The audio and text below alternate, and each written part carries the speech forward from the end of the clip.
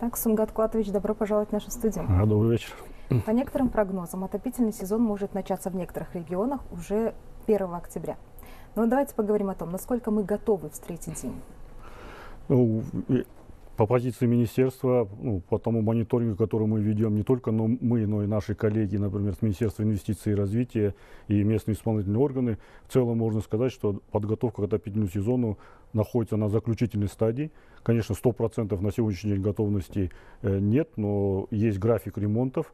Если конкретно, например, о цифрах говорить, по крупным электростанциям страны, которых у нас более 70, есть график ремонтов. Около 8 энергокотлов, 56 турбин и 45 котлов должны пройти капитальный ремонт. Это только капитальный ремонт, не говоря о текущих.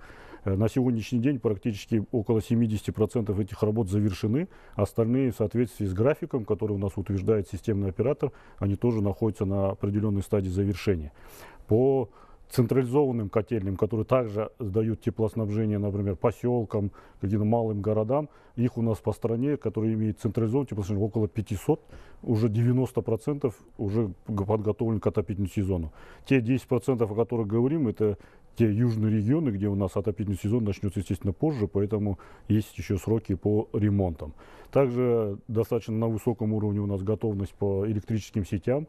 Их у нас по стране будет отремонтировано более 30 тысяч километров, и на сегодняшний день тоже 92% этих работ завершены. Поэтому в целом готовность станции и электрических сетей, и тех централизованных котельных, которые подают отопление населению, достаточно высоком уровне, достаточно большие суммы выделяются. Я думаю, вот только что на сюжете, который был по Караганде, такая же ситуация практически по всем регионам, поэтому это на достаточно серьезном контроле. Не только там министерство, уже на уровне правительства за этот летний период 2 раза было рассмотрено.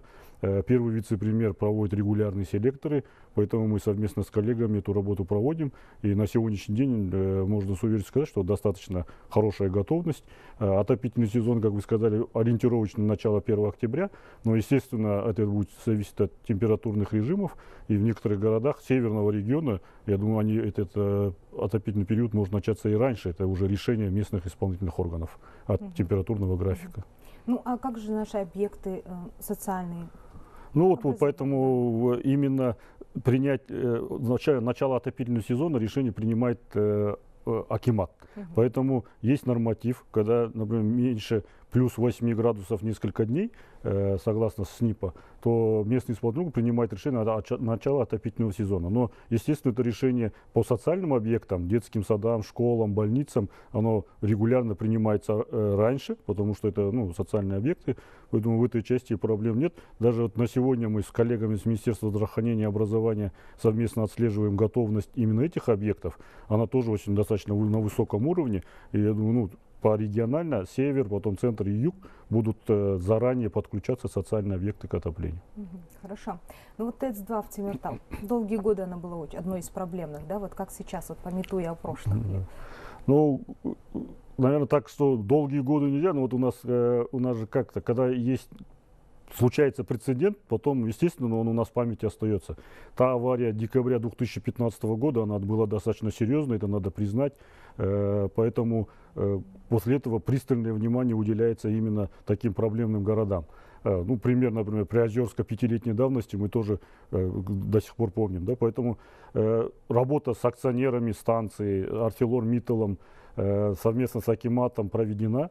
На сегодняшний день можно сказать, что за последние 2 года ежегодно на 800 миллионов увеличивается ремонтный фонд. Например, на этот год именно на ремонт ТЭЦ-2 выделено 3 миллиарда 200 миллионов тенге. Поэтому капитальные ремонты все ведутся в соответствии с графиком. Если, например, на начало отопительного сезона в Темиртау, чтобы подать тепло, нужно работать 4 котла, то на 1 октября будет готовность 5 котлов, а 6-й котел будет капитальный ремонт завершен чуть позже, потому что очень большой объем ремонтов проводится.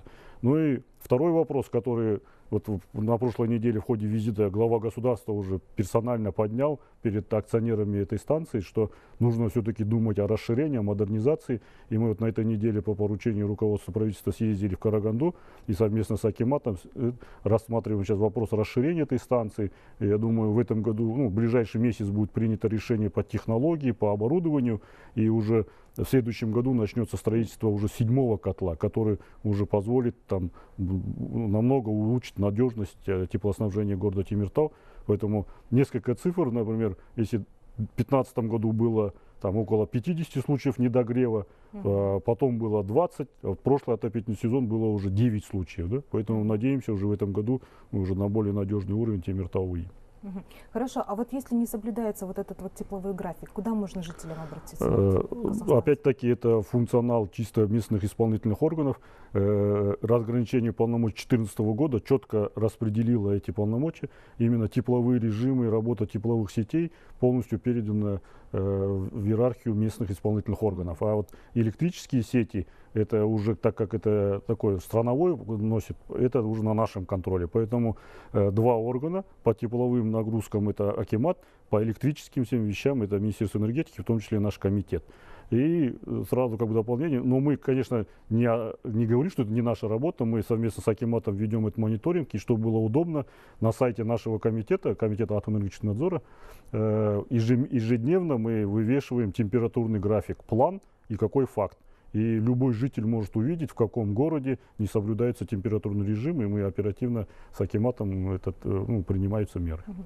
А вот ранее сообщалось о том, что из-за долгов могут быть проблемы с отоплением. Да? Я знаю, что за газ, по-моему, там почти 5 миллиардов, за уголь тоже десятки миллионов. Да, у нас есть такая цепочка проблем, да, например, вот это то, что вы говорите о задолженности за газ и уголь, это наши электростанции должны газовым компаниям и угольным разрезам. Естественно, это проблема, например, газовые, Казтрансгаз тот же, в связи того, что имеется задолженность, там, например, на сегодняшний день около 5 миллиардов по всей стране.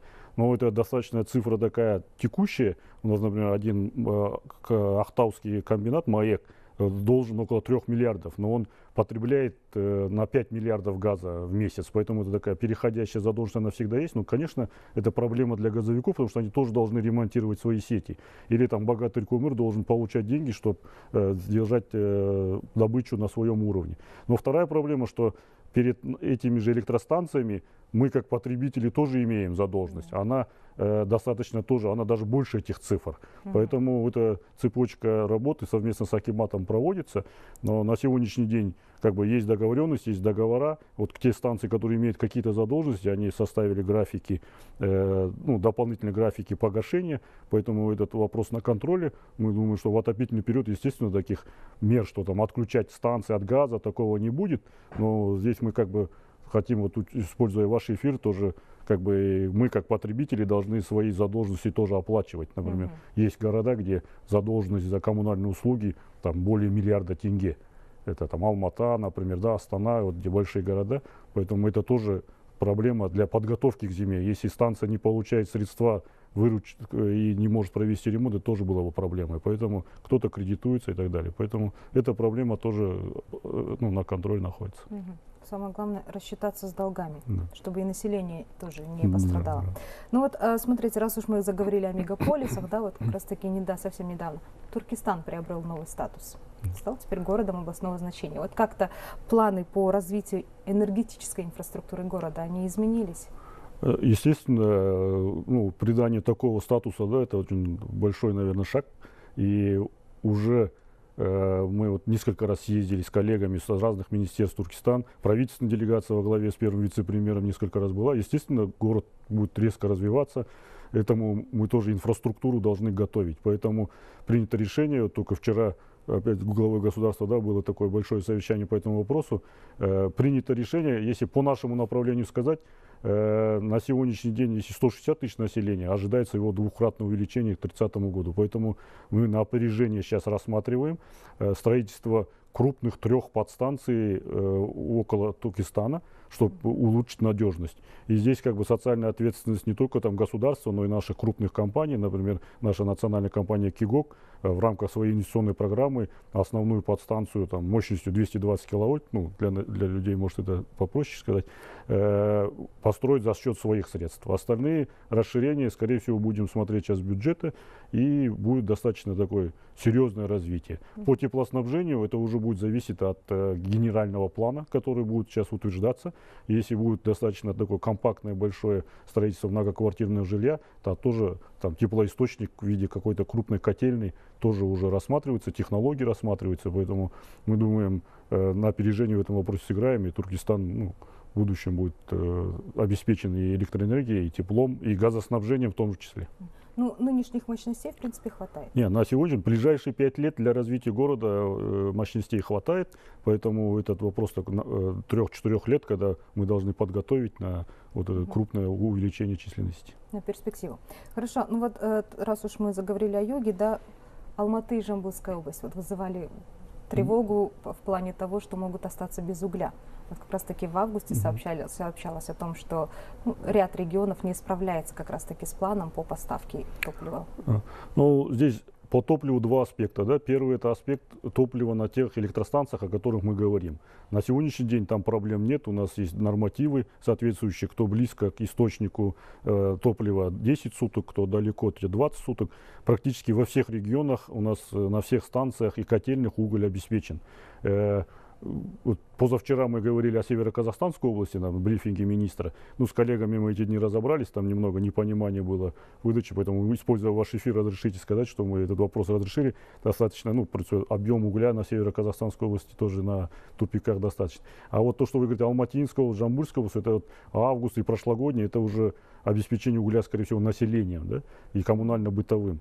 Поэтому на сегодняшний день это вопрос находится под контролем Министерства инвестиций, там принят кодекс о недрах и переданы эти функции. Но мы совместно эту работу сейчас продолжаем, составлен график, КТЖ, который также в ведении Министерства инвестиций, как по иерархии, да, информирует, что на сегодняшний день около 29 тысяч полувагонов готово, поэтому в целом обеспечение углем тоже на графике. И на каждом селекторе, который происходит у нас и в правительстве, этот вопрос обсуждается. Поэтому, я думаю, в этом году уже таких ажиотажных моментов, как в прошлом, не будет.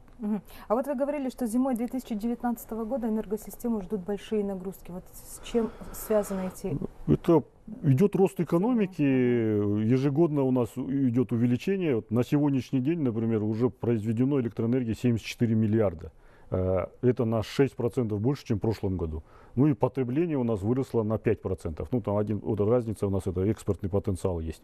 Поэтому ежегодно идет рост потребления.